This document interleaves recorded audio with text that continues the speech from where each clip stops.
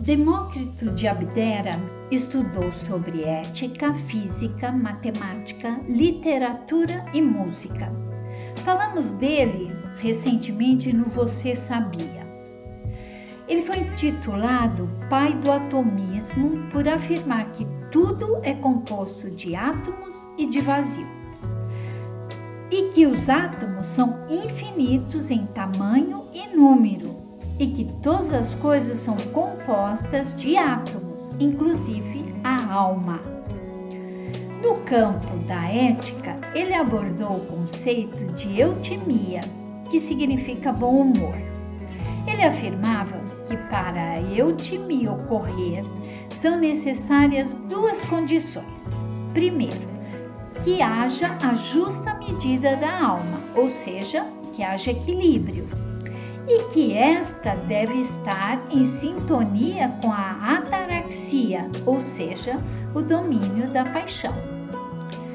Esta harmonia da eutimia com a ataraxia, ou seja, a harmonia entre o equilíbrio da alma com o domínio da paixão, conduzirá o homem à felicidade.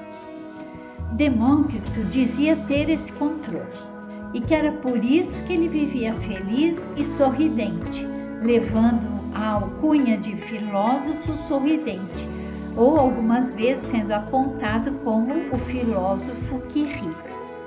Já Heráclito de Éfeso tinha temperamento melancólico, optando por se manter afastado, tanto da política como das pessoas. E ele defendia que a natureza estava em constante devir, ou seja, em constante movimento, numa incessante luta de contrários, interferindo no fluxo das coisas. É dele a frase que todos nós conhecemos de que ninguém entra duas vezes no mesmo rio.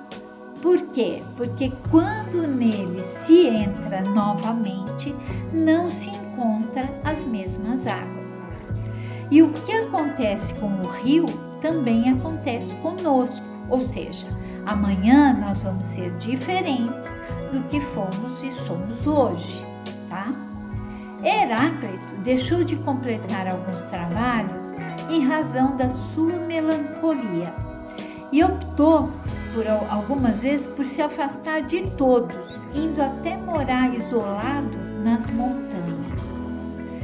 Mais tarde, contrastando com o apelido de filósofo risonho dado para Demócrito, apelidaram Heráclito de o filósofo chorão. A oposição entre Heráclito e Demócrito não é ressaltada somente ao humor e ao temperamento, mas também se estende às reflexões filosóficas de unidade e multiplicidade, de ser e de não ser, de verdade e aparência, dentre outros, os quais poderemos abordar numa outra oportunidade e com certeza vamos. Muito há que se falar sobre as produções filosóficas, tanto de Demócrito quanto de Heráclito. Mas o foco aqui hoje é a relação paradoxal entre o riso de um e o choro de outro, que na Renascença motivou uma quantidade significativa de publicações, de cartas, antologias, livros e até telas, os quais eu vou compartilhar com vocês essa que se encontra na Pinacoteca de Brera, na Itália, cujo título é Heraclitus and Demócritus e foi pintada por Donato Bramante. Bramante era pintor e arquiteto, e a sua grande obra arquitetônica foi o projeto da Basílica de São Pedro, no Vaticano. Vamos analisar e ver o que Bramante nos disse através das suas pinceladas. Vamos lá, a tela Heraclitus and Demócritus, ela foi pintada em 1486 E apesar dos dois gregos não terem se conhecido pessoalmente, já que Demócrito nasceu 10 anos após a morte de Heráclito, a obra retrata a lenda do encontro dos pensamentos opostos. Vamos analisar. Heráclito apresenta linhas de expressão fortes e bem marcadas. Suas sobrancelhas são comprimidas.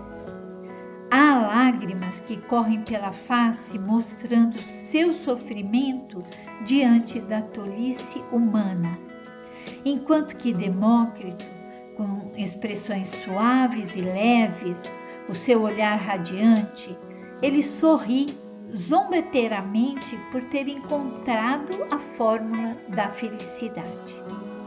Os dois estão diante de uma parede de pedra, simbolizando a solidez de suas ideias, e sentados à mesma altura, demonstrando que ambos têm a mesma importância. Eles estão separados pelo globo terrestre, representando o campo de atuação de ambos e que impede o contato visual, acentuando a oposição de suas ideias. Os livros abertos e voltados para cada um mostram que o conhecimento é a causa da oposição. Acima, os afrescos na parede, que estão bem acima da cabeça dos dois filósofos, mostram duas alegorias.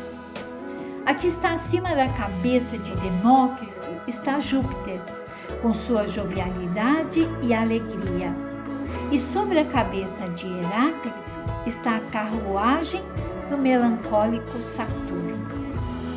Heráclito está numa postura conformada com a sua sina melancólica, enquanto Demócrito gesticula empolgadamente com sua alegria. Heráclito se veste de forma tradicional, com tecido pesado de veludo e cores quentes, enquanto Demócrito se veste mais despojadamente, usando cores leves. Através dessa minha análise, eu tentei traduzir em palavras o que Bramante tão divinamente comunicou em formas, perspectivas e cores. Gostaram?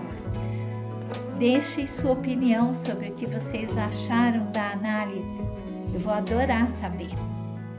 Até mais!